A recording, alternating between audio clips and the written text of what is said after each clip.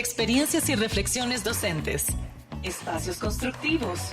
Transformación pedagógica. Creatividad e innovación. DEDUN Radio. Una mirada al mundo de la docencia en la educación superior. DEDUN Radio. Un podcast producido por el Departamento de Docencia Universitaria de la Universidad de Costa Rica. DEDUN Radio. Transformando la docencia universitaria hacia ambientes de aprendizajes innovadores en contextos diversos.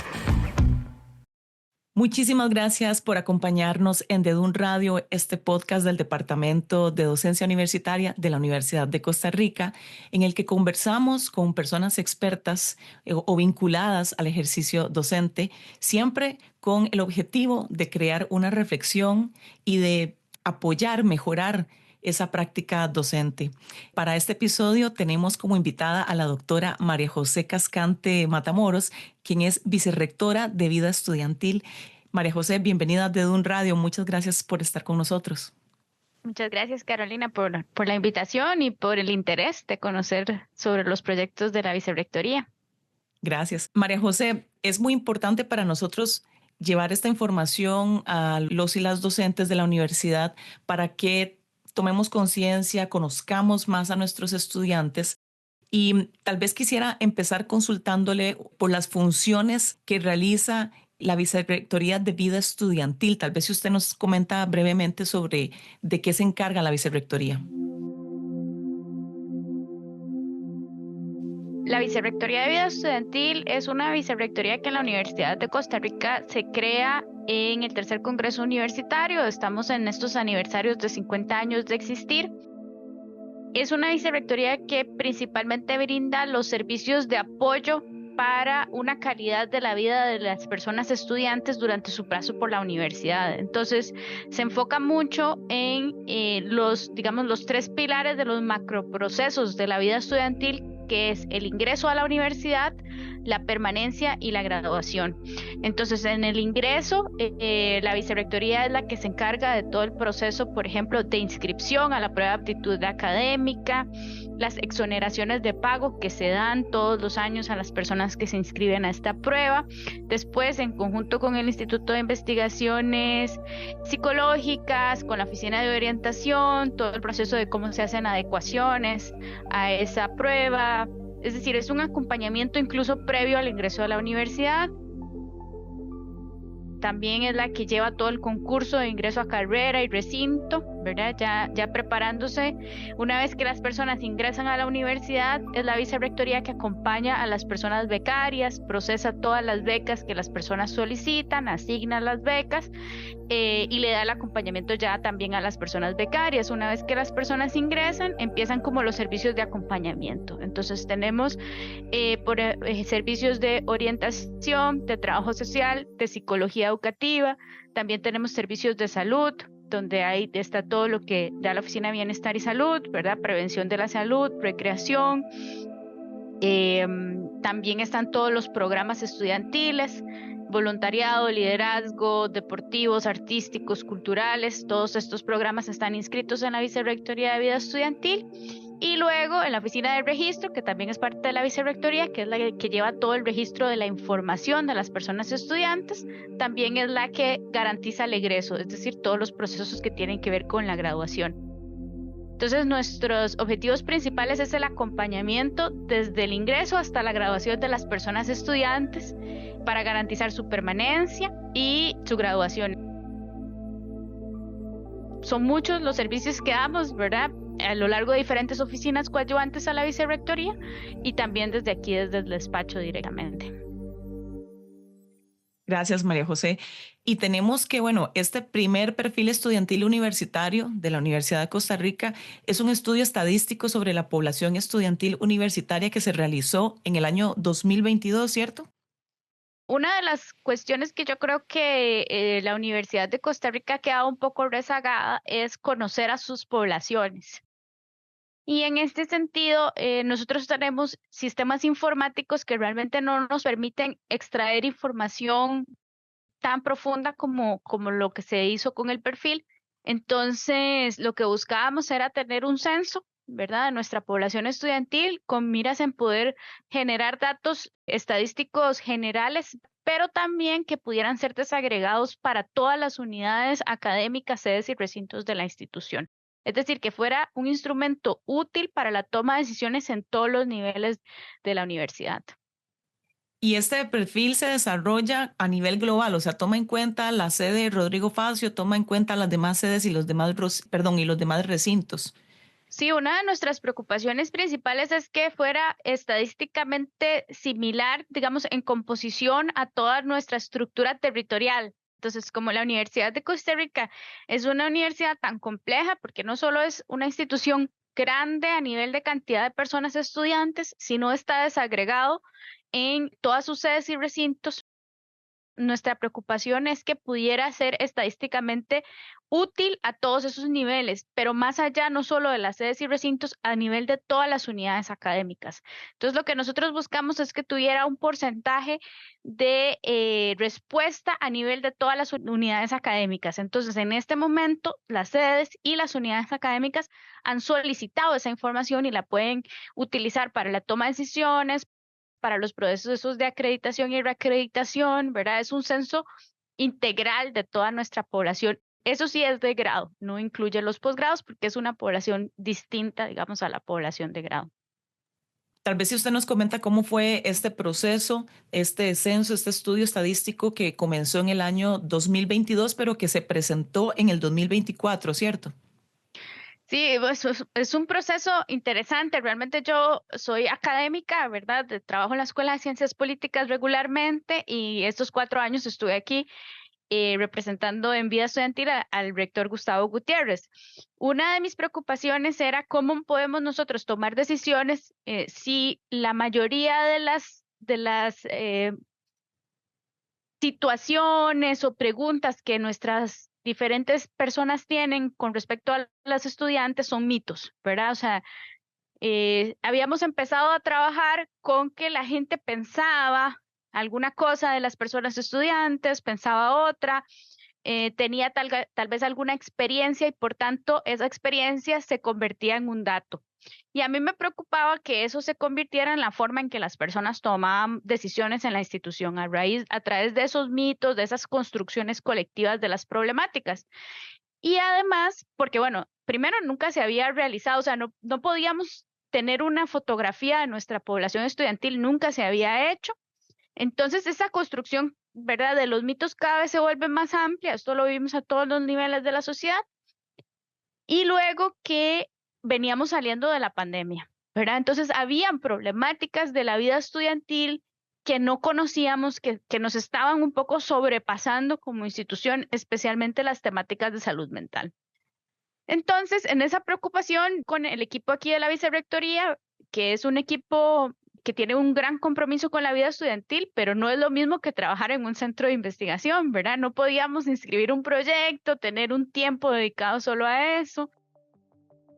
Hicimos el sondeo y luego inscribimos una actividad de investigación en el INIE, en el Instituto de Investigaciones de Educación de la UCR, para que tuviera un resultado bastante fortalecido, digamos, académicamente también, pero fue un proceso largo, ¿verdad? El diseño del instrumento, creamos aquí en la vicerrectoría un instrumento que cubriera, digamos, los diferentes niveles de perfil que quisiéramos retratar de nuestra población estudiantil, que también hiciera una evaluación de alguna manera o un sondeo sobre los servicios que se brindan en las oficinas de vida estudiantil y que también fuera útil para las unidades académicas. Entonces también tiene un componente académico que es importante. Entonces inició primero con el desarrollo de este instrumento, digamos. Después, cómo íbamos a hacer el perfil, cómo íbamos a recoger esa información, desarrollar un proceso de comunicación alrededor del perfil y nos dimos cuenta pues que realmente la población estudiantil no estaba contestando al perfil en el nivel que nosotros pensamos que iba a tener esa respuesta. También pensamos que iba a ser como que la población estudiantil iba a querer, ¿verdad?, dar esa información a la institución. Entonces tuvimos que hacer un cambio en la estrategia de recolección de la información y empezar a trabajar con las unidades académicas. Y fue un ejercicio muy interesante de reunirnos con las direcciones y decirles, vean, de su escuela el porcentaje de respuesta es tanto. Necesitamos que llegue a un 40%. Entonces ustedes nos pueden ayudar con las personas docentes, ¿verdad? Para trabajar más directamente con ellos. Y realmente fue muy exitoso. Eso alargó mucho el proceso de recolección de la información. Inicialmente habíamos pensado que íbamos a poder tener las respuestas en unos 3 meses, al final fueron 4 o 5 meses que tuvimos que mantener activo el formulario de respuestas, ¿verdad? Y luego aquí en la vicerrectoría nosotros solo tenemos una persona de estadística y ella procedió a hacer el procesamiento de toda esa información, limpiar los datos, ir generando la información y el informe final lo escribimos con las jefaturas de las oficinas de vida estudiantil y duramos bastante, la verdad, entre el procesamiento de la información, el cuidado, digamos, de todo lo que iba a ser, cómo íbamos a presentar información y el cruce también, algunos cruces que hicimos de esta información. Entonces sí duramos bastante nosotras en el proceso final, digamos, de ya poder tener un informe global y de presentarlo.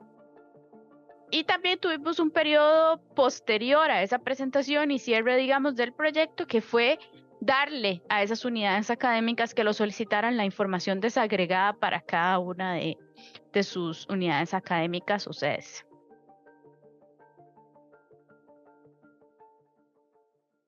Muy bien, tal vez si usted nos menciona los diferentes perfiles, porque estaba viendo que hay un perfil sociodemográfico, socioeconómico, un perfil laboral.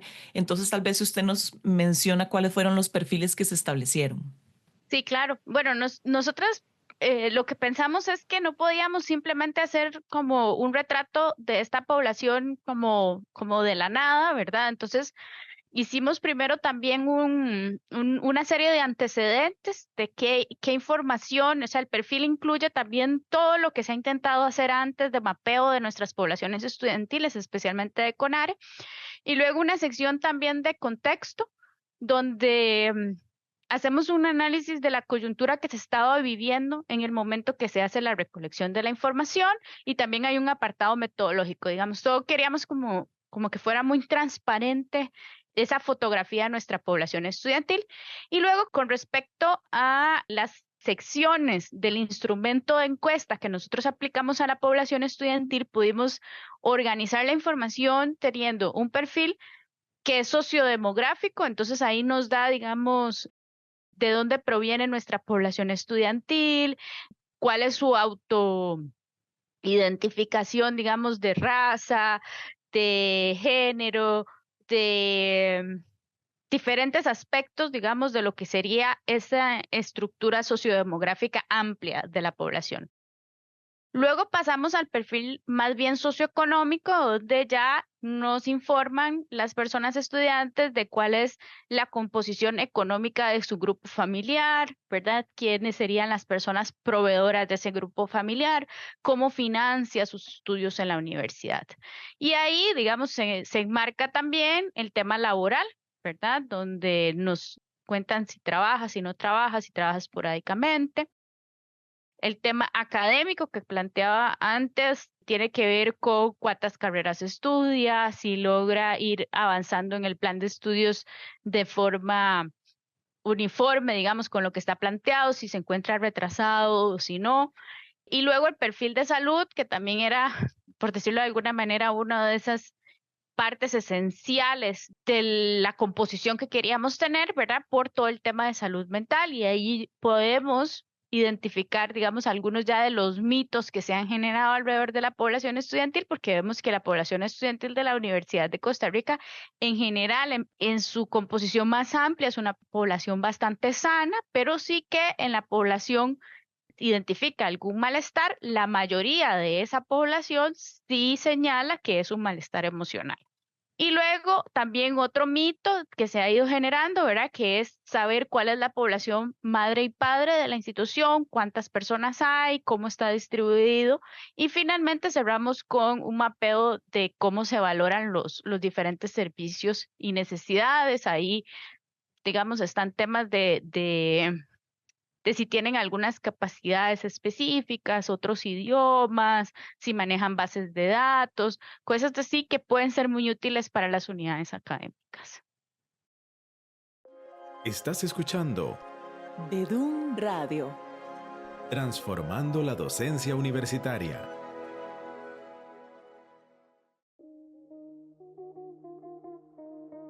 Visite nuestro sitio web docenciauniversitaria.ucr.ac.cr, donde encontrará materiales y recursos didácticos como publicaciones digitales y cápsulas pedagógicas, además de información sobre nuestros programas de licenciatura y maestría en docencia universitaria. Quisiera mencionar algunos aspectos sobre el perfil sociodemográfico de la población estudiantil. Se tomó en cuenta la autoidentificación de las personas en términos de género. Yo estuve leyendo el documento y pues hay una gran diversidad en cuanto a esta identificación, ¿verdad? En la clasificación no podemos hablar solamente de masculino, femenino, tenemos no binario, tenemos fluido, tenemos varias autodesignaciones. Tenemos también por categoría migratoria, autoidentificación étnico-racial, estado civil, autoidentificación de las personas estudiantes con respecto a su orientación sexual, que no es lo mismo que la autoidentificación en términos de género, o sea, la identidad, condición de discapacidad también y condiciones no asociadas a discapacidad, pero que ameritan de apoyos educativos. Yo creo que logramos incluir muchas de las preocupaciones de preguntas de la población estudiantil, ¿verdad? Yo he trabajado aquí desde la vicerrectoría en 4 años con más de 5 diferentes presidencias de la Federación de Estudiantes y en esas presidencias de la Federación de Estudiantes todas tenían demandas de problemáticas distintas de la población estudiantil. Entonces, de esas demandas, de esas preocupaciones, también logramos o intentamos retratar todas estas preocupaciones. Y, por ejemplo, con Alana, supongo que ahora con Artemisa, trabajamos mucho el tema de la diversidad de género, de autoidentificación, ¿verdad? Y también la diversidad sexual. Había muchas preocupaciones sobre cómo se presentaban los servicios estudiantiles ante ese tipo de poblaciones, ¿verdad? Que ya no se identifican con géneros binarios. Después con Hassan y con Karen, la población becaria era una población muy relevante, digamos, en esa federación de estudiantes. Con Yesenia, claramente la población madre y padre, ¿verdad? Esas preocupaciones que a través de los órganos federativos estudiantiles surgen, ¿verdad? Preocupaciones de cómo se están adaptando los servicios a esas poblaciones, tratamos de poderlos mapear, digamos, y tenerlos ahí claros para esa toma de decisiones que se requiere. Y con respecto a la respuesta del estudiantado, a la hora de responder el formulario, ¿cuál fue la actitud? ¿Hubo una gran participación? ¿Hubo resistencia para contestar? Bueno, sí logramos una participación que yo considero que es sustantiva, ¿verdad? De más del 40% de la población total estudiantil, pues finalmente completa el formulario. Tratamos además de extraer la mayor cantidad de respuestas, incluso de formularios que no estuvieran completos, ¿verdad? O sea, en el momento de aplicación de la encuesta habían 43.657 personas estudiantes inscritas y completamos 20.720. Como le decía antes, tuvimos que alargar un poquito el proceso de recolección de la información porque sí, al tener una estrategia censual, ¿verdad?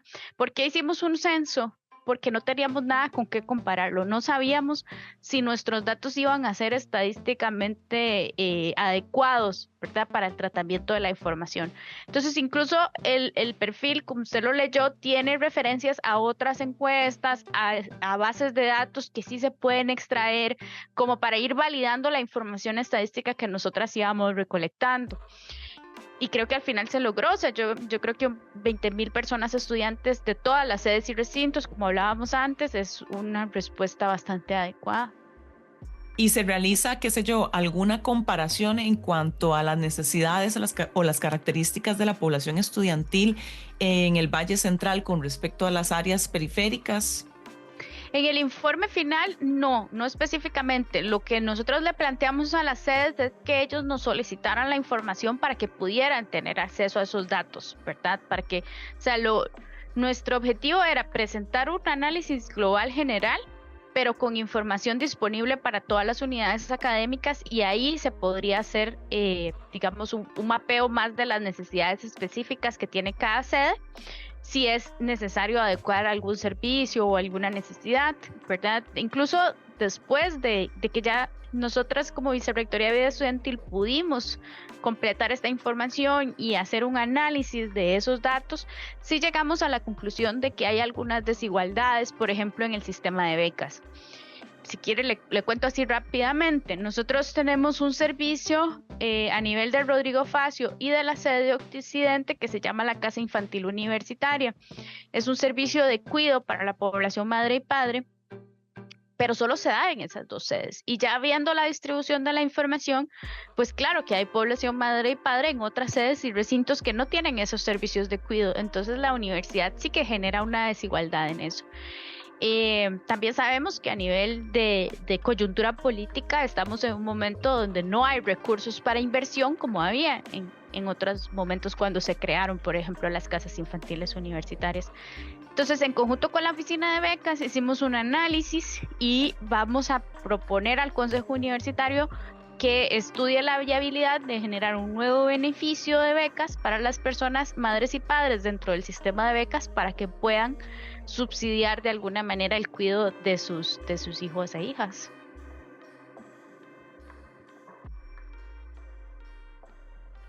Una de los datos que para mí fue llamativo es la cantidad de personas estudiantes que no vive en su residencia familiar, ¿verdad? Que una vez ingresa a la universidad sufre lo que yo llamaría un desarraigo. Y la universidad tiene servicios para el apoyo, ¿verdad? Principalmente el sistema de becas y las residencias estudiantiles.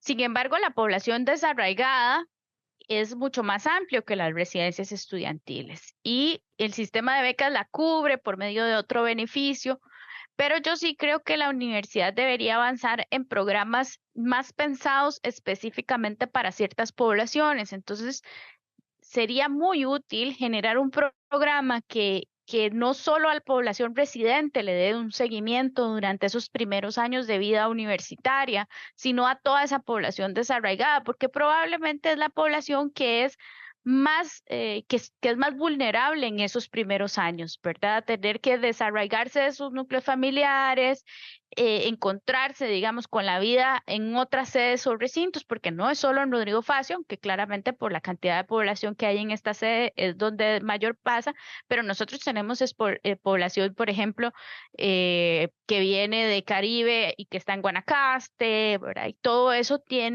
es necesario que desde vida estudiantil se preste, digamos, una especial atención a esa población, porque si es un dato amplio, digamos, que a mí me llamó bastante la atención analizando pues los datos generales, ¿verdad?, de la población estudiantil. De DUN Radio. También en general, bueno, el tema de salud mental ha sido un tema que yo le he tratado de dar un seguimiento muy constante durante estos 4 años y hemos ido avanzando en estrategias de no solo mejora de nuestros servicios, sino cambio del modelo de atención.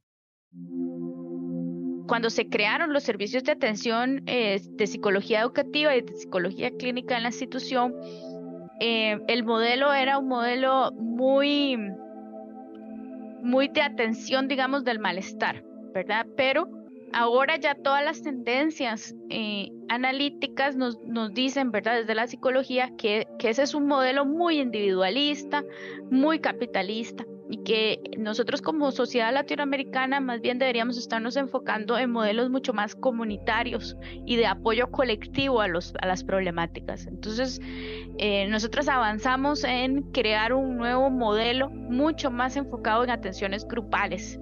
Claramente esas atenciones grupales no van a permitir la atención de esos casos críticos que hay que tener una intervención, pero van a permitir una atención más amplia de las problemáticas generales de la población estudiantil, y también van a desahogar los servicios para poder dar una atención un poco más personalizada a la población que necesita un cuidado específico. Otra de las cuestiones que yo creo que para mí es muy relevante es el tema académico. En estos 4 años desde Vida Estudiantil hemos hecho un esfuerzo fuerte en mapear, en generar información con el dato, información científica, diagnóstica de los principales problemas estudiantiles. Pero muchos de esos problemas tienen que ir acompañados de una estrategia docente para que realmente se pueda completar, digamos, el apoyo, ¿verdad? Los servicios por sí mismos no pueden sostener aisladamente de otros componentes de la enseñanza universitaria. Sí, y además creo que es muy importante esta parte que menciona usted de las y los docentes, porque son las personas que están de frente, por decirlo así, que están acompañando, que más conocen al estudiantado. Pero es que yo más bien me refería a la vicerrectoría de docencia, ¿verdad? O sea, yo creo que desde la vicerrectoría de docencia es donde se pueden generar las políticas como de estilo, propuesta, claridad docente, ¿no? Estrategias docentes. Yo creo que estamos en un momento que es una coyuntura muy interesante a nivel mundial, ¿verdad? O tomamos decisiones drásticas y positivas para cambiar el ritmo de donde vamos, o claramente vamos a seguir en una lucha constante, ¿verdad? Y ahí yo creo que es la vicerrectoría de docencia la que tiene que liderar, digamos, un cambio en la mentalidad de las personas docentes, donde ya esa mentalidad de represión, de adultocentrismo, ¿verdad? De jerarquización de la enseñanza, ya no es lo que es claro que va a tener un impacto en nuestras personas estudiantes, nuestras personas graduadas y nuestra sociedad. O sea, nuestra sociedad actual ya esos modelos los pasó hace mucho tiempo, pero la institución creo que como una institución burocrática en general tiene un conflicto fuerte, y es que tiene la mayoría de nuestros reglamentos de los 70s, una estructura administrativa de los 80s y problemas de los 2000s. Entonces, ¿cómo hacemos? Y si le sumamos además de los sistemas informáticos, ¿verdad? ¿Cómo hacemos para avanzar realmente en lo que queremos sin estar tan apegados al pasado? Una de los proyectos que yo también desarrollé fue eliminar de las funciones del docente consejero la aprobación de matrícula. Y hubo mucho debate al respecto, pero era un debate más del control que el docente cree que debe tener sobre sus personas estudiantes. Y eso no es culpa del docente, es culpa de la institución, creer que esa es la forma en que tiene que ser docente. Entonces yo creo que es desde la vicerrectoría de docencia que se tiene que generar ya un modelo actual de cómo se va a dar la docencia en la institución. Y otra, digamos que es tal vez un sinsabor que me queda a mí al cierre de estos 4 años, es que yo siento que la vicerrectoría de docencia se concentra solo en los docentes, en las personas docentes, y el proceso de enseñanza-aprendizaje es de 2 vías. Ahí están las personas docentes y están las personas estudiantes. Y las personas estudiantes, claro que tienen una vida estudiantil, pero en el aula están en el proceso de enseñanza. Entonces ahí yo creo que hay mucho trabajo por hacer desde esa vicerrectoría. María José, tal vez quisiera que nos dé algún aporte o algún mensaje o llamada de atención precisamente a las y los docentes sobre los datos más importantes o la información más importante y que los docentes necesiten conocer. Sí, bueno, yo creo que es muy importante que nosotros sepamos que la Universidad de Costa Rica es un reflejo de la institución, es muy diversa, ¿verdad? Es, no solo en lo que hablamos ahora del perfil sociodemográfico. Cuando nosotros analizamos el cruce entre los índices de desarrollo social cantonal y los colegios de procedencia, se observa, ¿verdad?, que la universidad es un lugar de encuentro de diferentes clases sociales, de diferentes regiones, de diferentes razas, etnias, diversidades de todo tipo. Y nosotros en el aula tenemos que poder identificar esa diversidad y no caer, digamos, en creer que eso es igual para todas las personas. Como institución, hace poco recibí una frase que me aleccionó mucho en el recinto de Paraíso, de parte de una presidencia de una asociación de estudiantes que hablaba de el Rodrigo Faciocentrismo.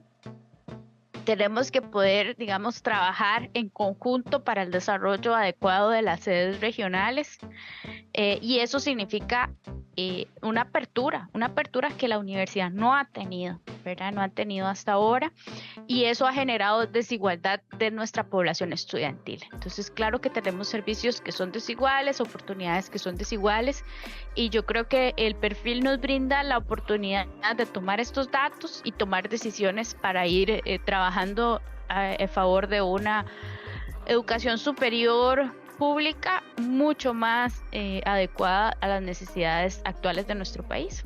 Uh-huh. ¿Y cuál cree usted que serían algunas de las razones de que esto pasa, de que en otros recintos, en otras sedes no hay igualdad en cuanto a los servicios? Yo creo que pasa por la desigualdad del acceso a los recursos, ¿verdad? En realidad las sedes y las unidades académicas tienen pocos recursos, mientras que otras áreas de la institución pues pueden tal vez manejar más recursos, y no hay una forma en que la institución esté como supervisando esa redistribución. Es interesante, ¿verdad? Pero nosotros somos una institución que a nivel país generamos redistribución a través de las becas, se cobran impuestos, nosotros los ejecutamos a través de becas y estamos generando redistribución, pero a nivel interno de la institución hay una suerte de inercia en el acceso a los recursos. Entonces, por ejemplo, nosotras aquí desde la Vicerrectoría en estos 4 años hemos buscado formas de generar más una redistribución de recursos enfocada en la vida estudiantil que sea mucho más resolutiva. Una de esas, por ejemplo, es aquí en la institución hay un fondo solidario para situaciones calificadas de salud. Cuando yo ingresé, se utilizaba de manera muy marginal y tenía una subejecución más o menos del 90%. El año pasado, nosotros ya en el primer semestre habíamos ejecutado ese fondo en su totalidad y tuvimos que destinarle recursos propios para seguir solventando necesidades de salud integral. No solo, digamos, temas de salud mental, por ejemplo, salud bucodental, ¿verdad? Muchas personas estudiantes hasta que llegan a la Universidad de Costa Rica tienen acceso al cuidado de su salud bucodental. Entonces, poder tener esas alertas y al mismo tiempo responder de manera eficaz para que esto se resuelva, tiene que ser un trabajo de todos los días. Este año, por ejemplo, como en julio, yo dije, qué raro, el Fondo Solidario no se está moviendo como el año pasado. Y eso me tenía que dar cuenta yo, o nosotros teníamos que tener esas alertas, y hablé con mi equipo, y algo está pasando que el fondo no se está moviendo, ¿qué será? Y ya de una vez el equipo se movilizó, habló con las coordinaciones de las oficinas, habló con las sedes, identificaron problemas, los solventaron, iniciamos otra campaña de capacitación y el fondo se empezó a mover de nuevo, y hasta esta semana todavía yo estaba firmando apoyos para personas estudiantes de psicología, de psiquiatría, de exámenes médicos, de salud bucodental, o sea, de forma muy integral. Pero eso necesita mucho dinamismo, ¿verdad? Y la universidad a veces no es capaz de responder de esa manera. Bueno, María José, quisiera agradecerle muchísimo por acompañarnos en DEDUN Radio y quisiera que antes de despedirnos, no sé si tiene algún comentario o mensaje final para las y los docentes.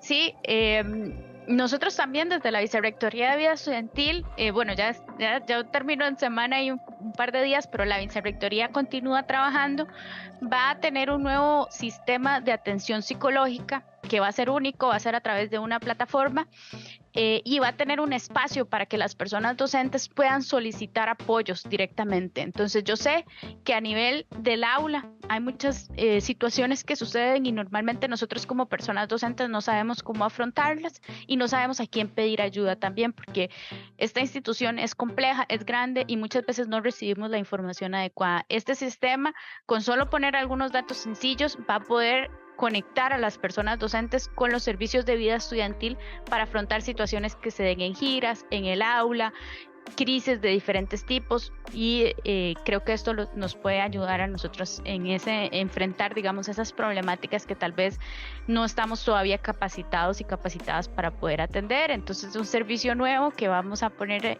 a partir de enero disponible para todas las personas docentes y ojalá que también busquen en general los servicios de vida estudiantil porque desde aquí se están haciendo muchas cosas y a veces se desconocen, desgraciadamente no nos llegan al aula y podríamos estar aprovechando muchos servicios de los CASES, de la OBS, para prevención, para diferentes cosas que creo que podrían ser muy útiles para acompañarnos como personal docente en esa preocupación que yo creo que es integral de toda la comunidad universitaria, de cómo ir resolviendo los problemas que no necesariamente son de la clase, pero que en la clase se reflejan también.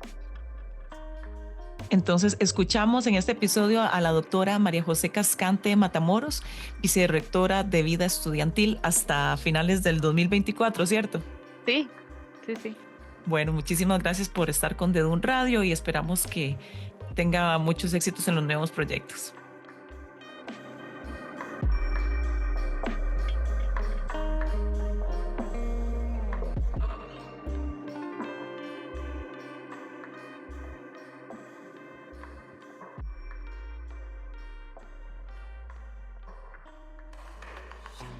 DEDUN Radio es una producción del Departamento de Docencia Universitaria de la Universidad de Costa Rica. Suscríbase y síganos en YouTube, Spotify y en docenciauniversitaria.ucr.ac.cr. La información de este podcast corresponde al criterio de las personas entrevistadas. Las opiniones e información que se comparten no reflejan necesariamente la posición del DEDUN.